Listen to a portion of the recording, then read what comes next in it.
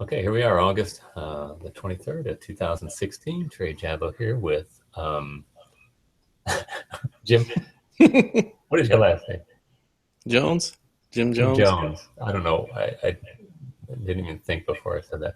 That's all right. Okay. So we'd had an exchange on, I think on Google Plus or something, and Jim's been trying to nail me down for a long time about defining a concept of existence. And so before we begin, was I ask, is there any, I had this vague recollection. Did we talk before? Have we talked before in a Hangout or something? Just a little bit. Not. I think it was just a video call. Okay, but it wasn't recorded or something? No, I it really, wasn't recorded. I forgot that we had any interaction until after I It, created the event, and I started thinking about it gosh, last night. I'm thinking, I think I've talked to him before. it was years. It was probably a couple of years ago. I mean, it's been a long time ago. Okay. Um, Now, it's you seem like a rather private individual. You don't want to give any information about yourself at all, or would you like to? Or maybe what you do, if you got a family or anything like that. Any Yeah, I interesting can. stories? I can get into some things. Like I have a family. Been married for 26 years. Two kids in college. Um, Both of them are out of the house because they're my daughter's away in college. My son goes here, but he's living in his own apartment. Um, Grew up in a Christian home. I'm in the Bible Belt, which I mean, I hate to say stuff like this because everyone just automatically assumes, well, you weren't a real Christian and all that stuff. But I don't What kind of denominational background did you? I was brought up in a Southern Baptist church, but then later on, I started to kind of experiment with other denominations and stuff like that. Mhm.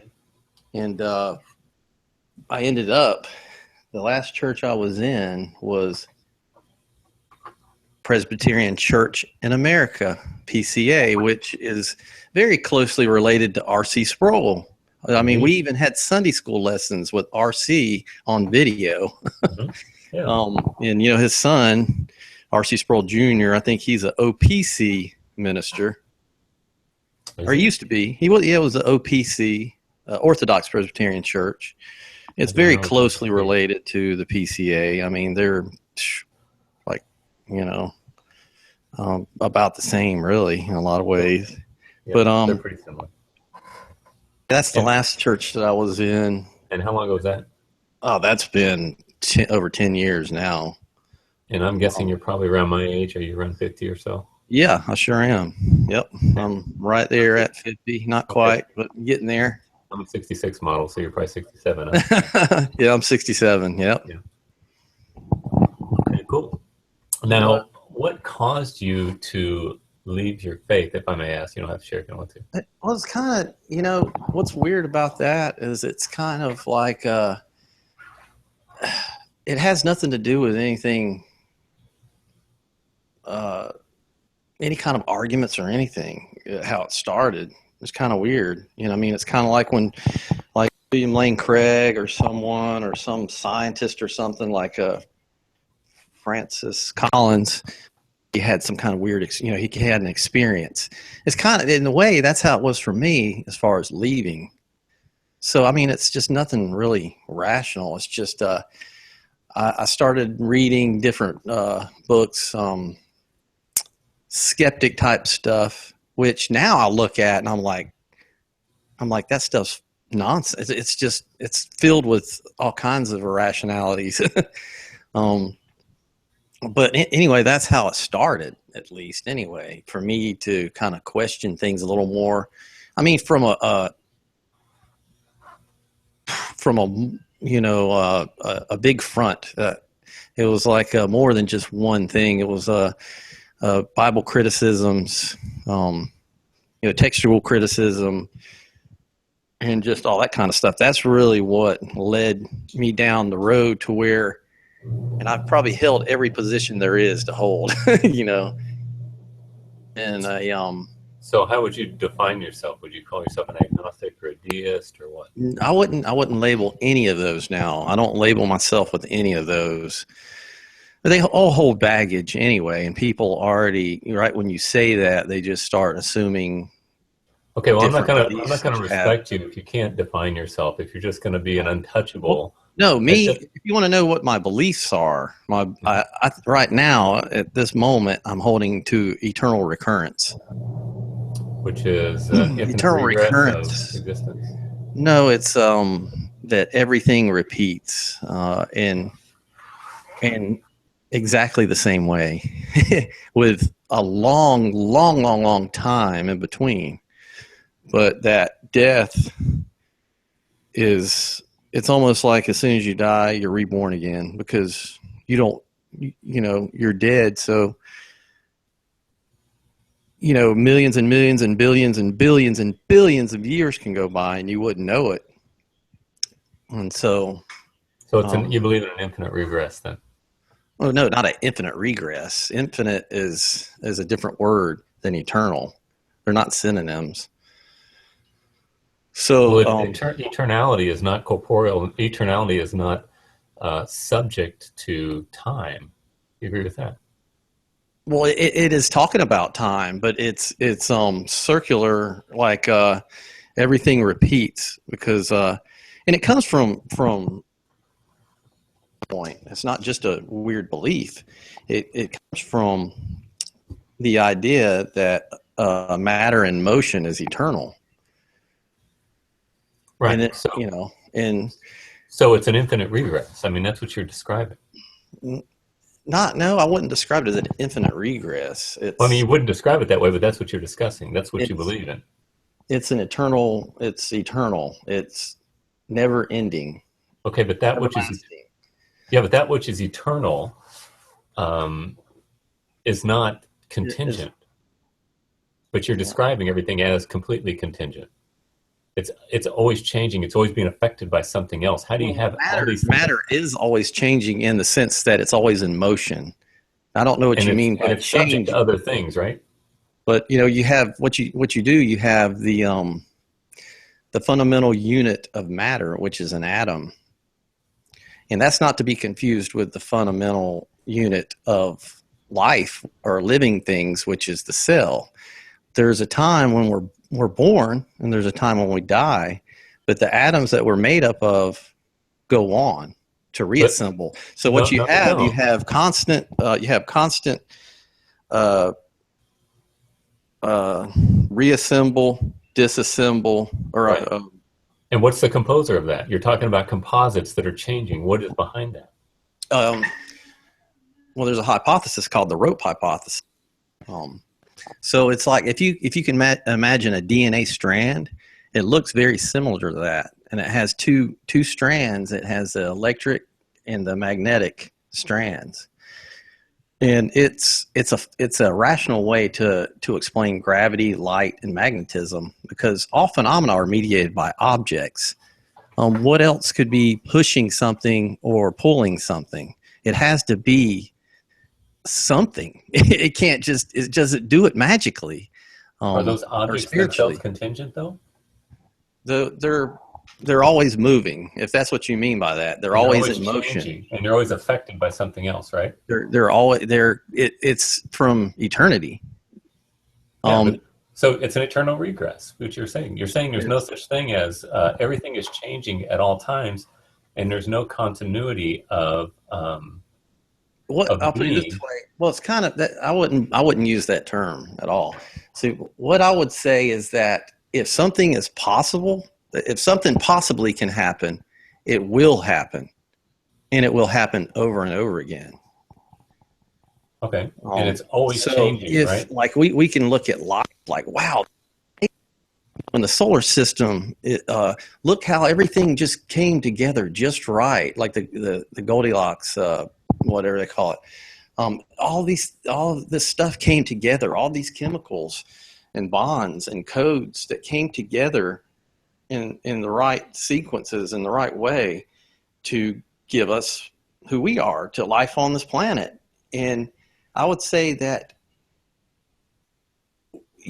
when there's no set time, it's going to happen, and it'll happen over and over again. And I think we are the pinnacle of evolution. We are it as far as evolution goes.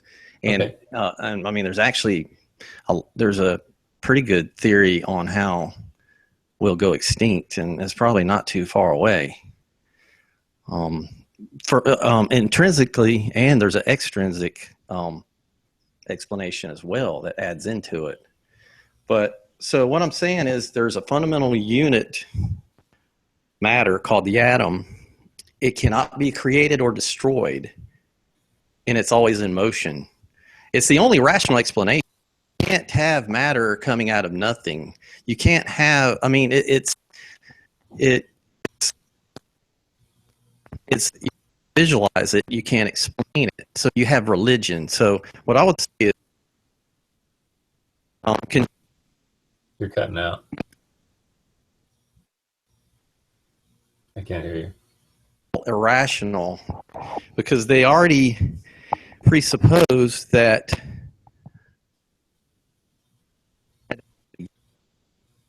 have a Jim, I think you're cutting out. I don't know if there's something wrong with the computer. Can you hear me? It's just you're in and out a lot. I haven't understood anything you said. Oh, hold on. Let me mess with it a little bit. Or something. Can you hear me? Yeah, I can now. Can you Okay. Can you turn down your bandwidth up top there or something? Yeah, let me try that. Up there in the middle. All right. There. All right. See if that'll work. Ooh, I can't see you then, but I guess. Okay. But anyway.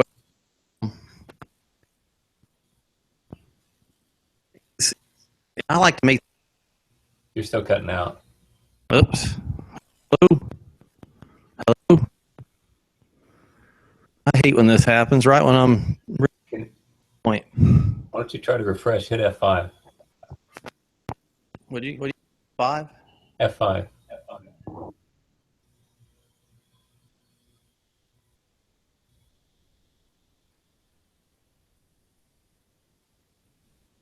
Wait a minute here for him to get back.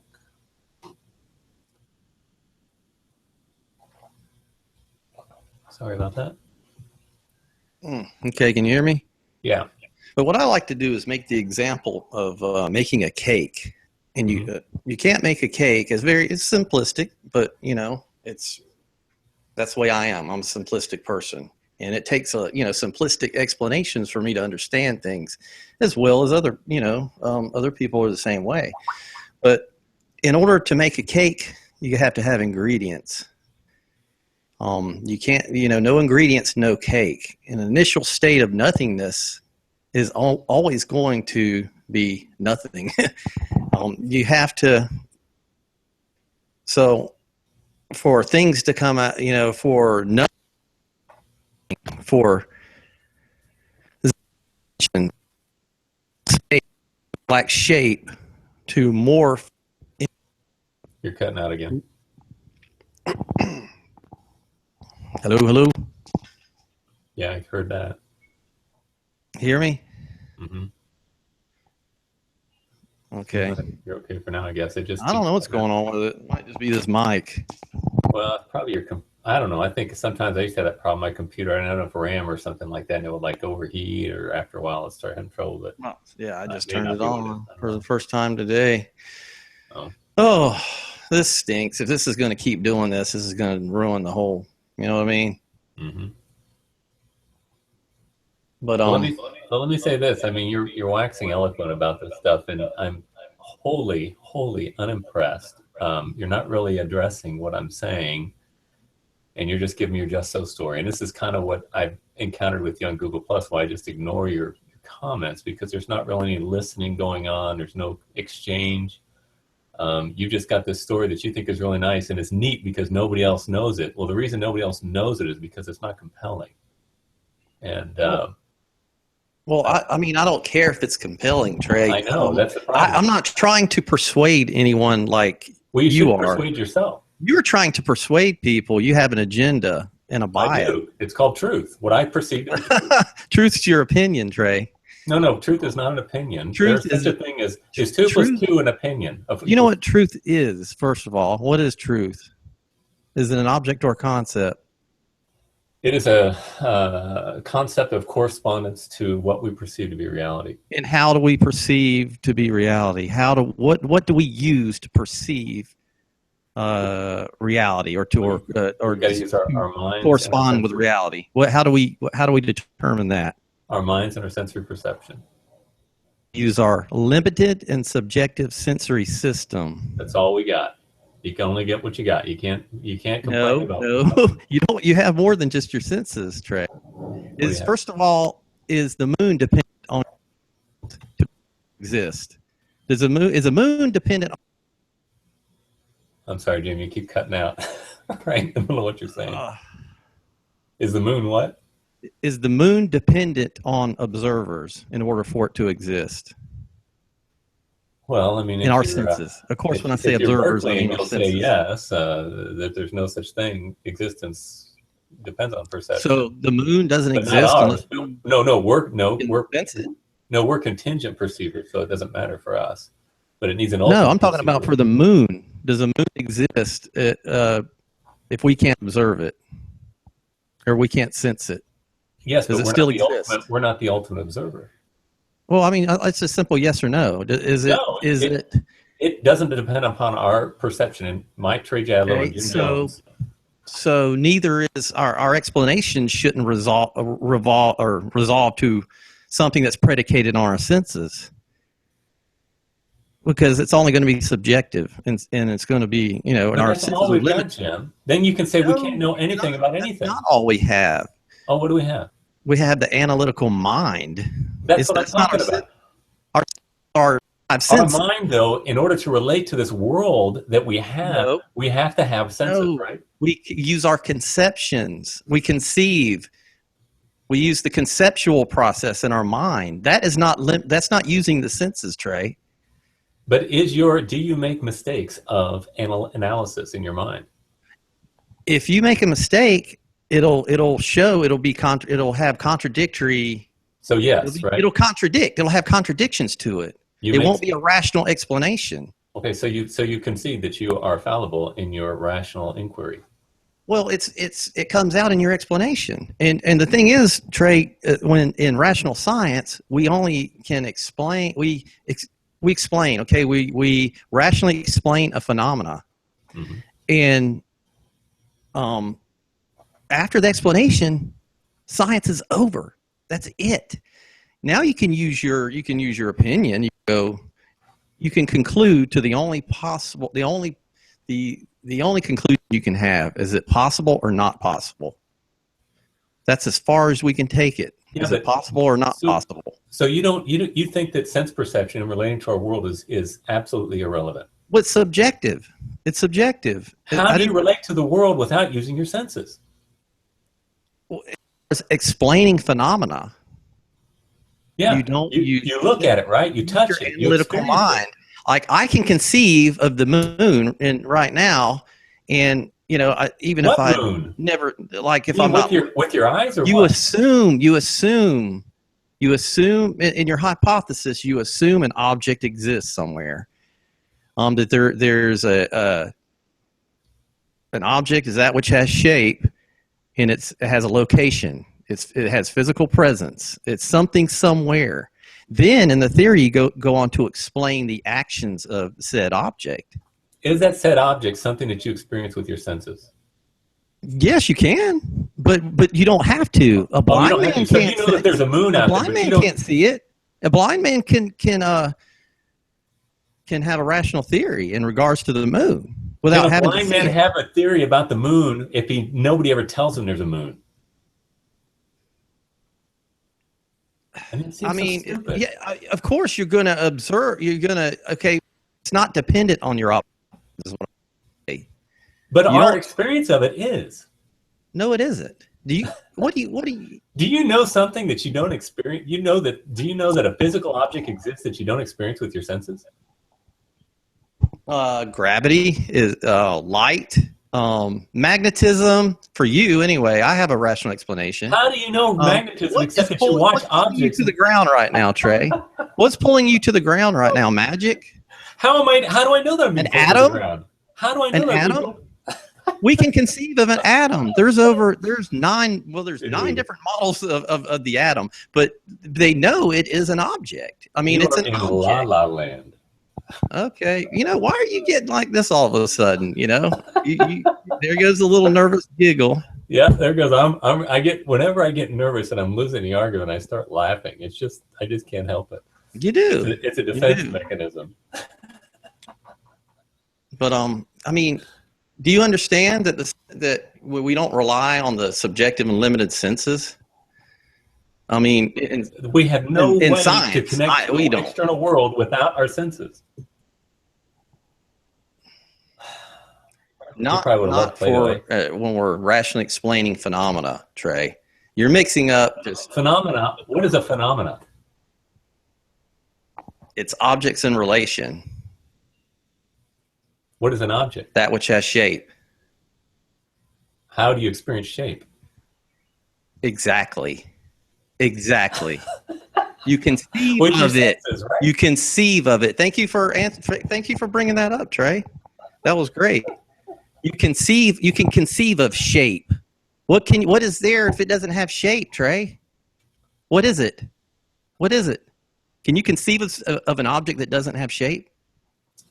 Because there's no such object, Trey. It's an intrinsic principle, property, I should say. It's intrinsic property, and the only one that we're concerned with when it comes to objects. It's intrinsic. Shape is intrinsic to all objects. So what is the shape of gravity? You give me some of your objective definitions. What is the shape of gravity? You think it's so great in gravity schmavity, but what is the shape of gravity? It's not. There is like I said, the rope hypothesis that explains it in a rational manner by using objects. So all gravity has a shape? Oops. Why did he? Yeah. How do you do that? I don't know how to do this here. No. I'm not very good at this thing. Jim, you there? Hello? Hello?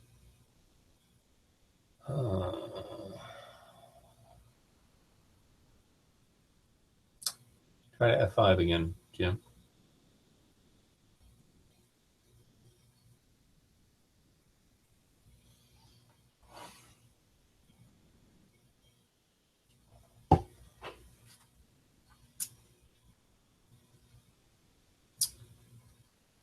I'm really quite bored with this Hangout, so I don't know. We may just end it.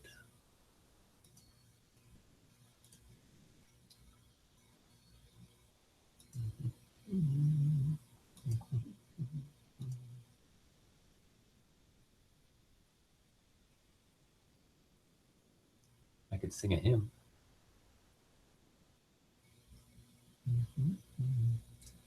Oh, sacred head now wounded, is grief and shame way down. Hello, Jim.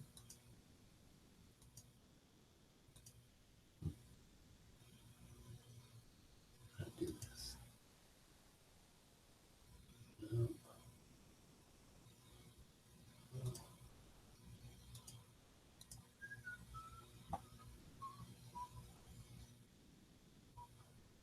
I'm going to close it out here in a minute if he doesn't show.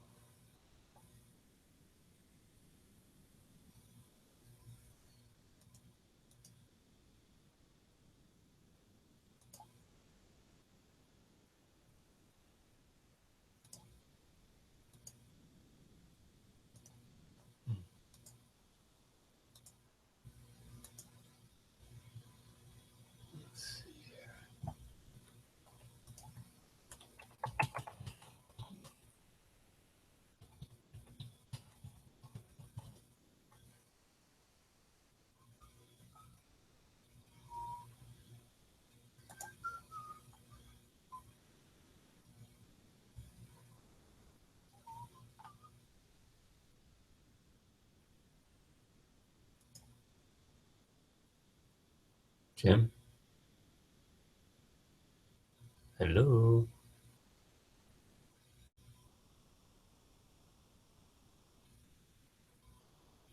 All right, I'm going to drop it here. Thank you all for watching. Got a few viewers this time, and all the best to you. And talk to y'all later. If somebody wants to chat, let me know.